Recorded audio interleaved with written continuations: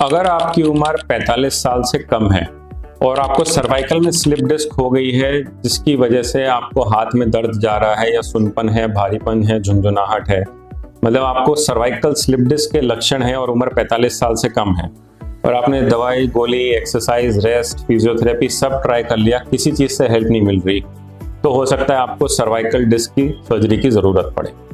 Normally क्या होता है, जब भी किसी को सर्वाइकल डिस्क होती है और अगर हाथ में दर्द जाने लगता है या सुनपन, भारीपन होता है, तो पहले हम कुछ हफ्ते तो दवाइयों से, एक्सरसाइजेस से, फिजियोथेरेपी से या रेस्ट से कोशिश करते हैं और इससे ऑलमोस्ट 100 में से 97% पेशेंट ठीक हो जाते हैं। 3% पेशेंट्स वो होते हैं जिनको की सर्जरी की ज़रूरत पड़ती है। सर्जरी के जो सिम्टम्स हैं या इंडिकेशंस हैं वो भी बड़े स्पेसिफिक है। जैसे अगर हाथ में ताकत कम होने लगे तो सर्जरी की ज़रूरत पड़ सकती है, या अगर शरीर के किसी हिस्से में जैसे पैर में या यूरिन में या मोशन करने में उन सिम्टम्स में, उन चीज़ों में दिक्कत आने लगे तो भी सर्जरी की ज़रूरत पड़ सकती है। दूसरा, अगर दर्द इतना भयंकर है कि दवाई से या किसी चीज़ से ठीक ही नहीं हो रहा तो भी सर्जरी की ज़रूरत पड़ सकती है। या तीसरा, अगर हाथ में या शरीर के किसी भाग में इतना सुनपन या भारीपन हो रहा है कि सेंसरी लॉस हो रहा है, चीज़ें फील नहीं हो पा रही हैं, हाथ से गिर रही हैं, तब भी सर्जरी की ज़रूरत पड़ सकती है। तो ऐसी सिचुएशन में अगर कोई यंग है, जैसे 45 साल से कम की उम्र है, तो हम सजेस्ट करते हैं कि हम आर्टिफिशियल डिस्क रिप्लेसमेंट करें।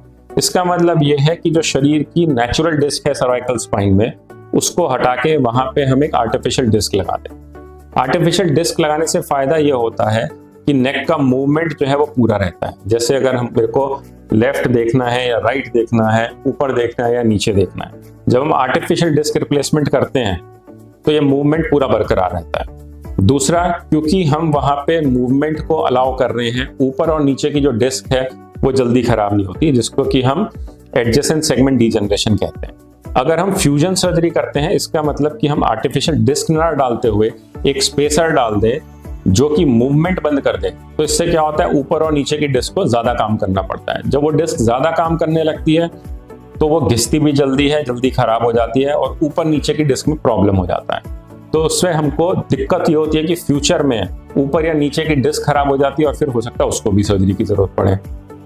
और तीसरा और सबसे इंपॉर्टेंट फायदा उसमें ये रहता है कि जब हम डिस्क को हटा देते हैं, वहां पे आर्टिफिशियल डिस्क डाल देते हैं, मूवमेंट भी कॉमन पूरा बरकरार रहता है, ऊपर नीचे की डिस्क भी खराब नहीं होती और पेशेंट के सिम्टम्स जो हैं वो बहुत जल्दी रिलीव हो जाते हैं। जैसे अगर हम फ्यूजन सर्जरी करते हैं तो हमको जो कॉलर पहनाना पड़ता है वो बहुत लंबे समय के लिए पहनाना पड़ता है, कुछ हफ्तों तक। लेकिन जब हम डिस्क रिप्लेसमेंट सर्जरी करते हैं तो हमको जो कॉलर है वो भी लंबे टाइम तक नहीं रखना पड़ता, हमको पेशेंट का मूवमेंट भी रिस्ट्रिक्टेड नहीं रखना पड़ता।